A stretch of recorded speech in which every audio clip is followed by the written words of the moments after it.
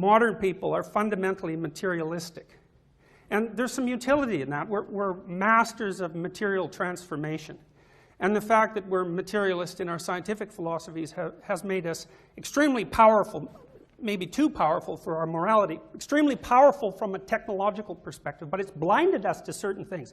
And I think one of the things that it's really blinded us to is the nature of our own being.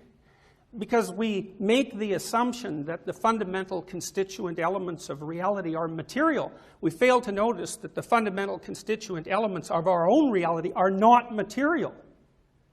They're emotional, they're motivational, they're dreams, they're visions, they're relationships with other people.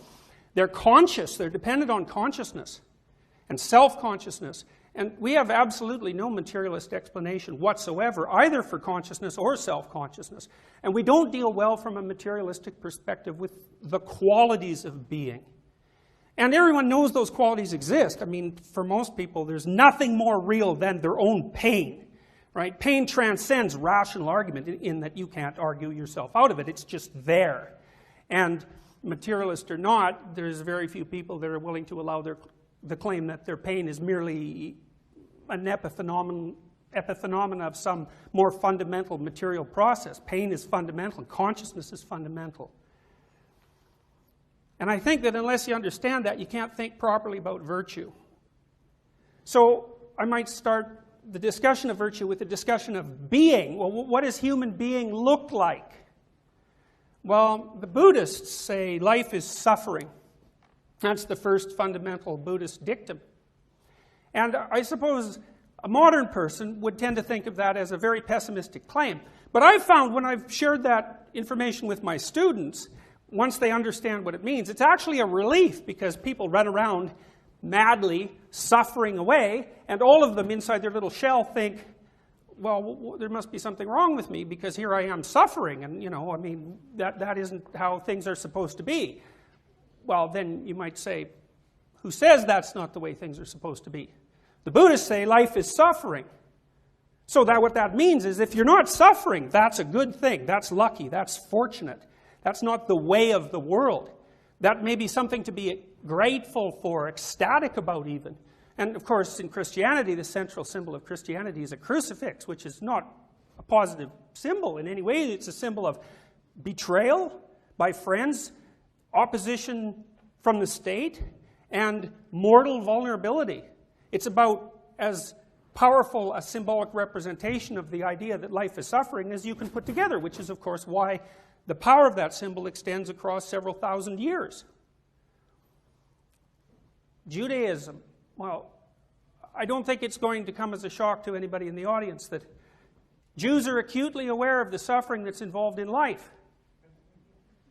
So it's useful to know, to understand what it means that life is suffering. It's a fundamental ontological truth. It's a fundamental statement about the nature of being. And there's a reason for that. It's not incomprehensible. It's perfectly comprehensible. We're finite, right? We have a lifespan that's bounded temporally. You're going to live maybe 100 years, and that'll pretty much be it. And then there's other forms of extreme limitation that are imposed on you that have very little to do with you. They're arbitrary facts of being. You're a certain height, you're a certain weight, you're a certain amount of attractive, you're a certain amount of intelligent, you're a certain amount of athletic, you're a certain amount of mentally ill, you're a certain amount of predisposition to cancer.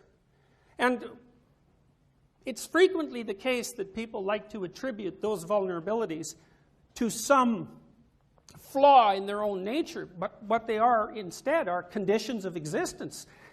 Human being is predicated on a kind of fundamental limitation in that we are what we are and we're not other things. And so that means inevitably that the awareness of human being comes along with suffering. And life poses the question, how to conduct yourself in the face of suffering. Not only yours, but everyone else's. And it's an inescapable question, except that maybe you're fortunate and you'll have periods of time where something absolutely horrible isn't happening to you. Now, you think about this, because you might think this is pessimistic, but it's not pessimistic. It's actually one of the most freeing things that you can realize. Maybe there's nothing particularly wrong with you at the moment, but there's a high probability that you have a family member that has something seriously wrong with them. And there's a very high probability that if you don't, you will soon.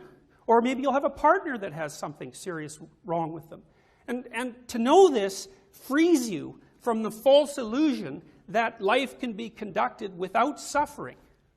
Suffering's an integral part of being.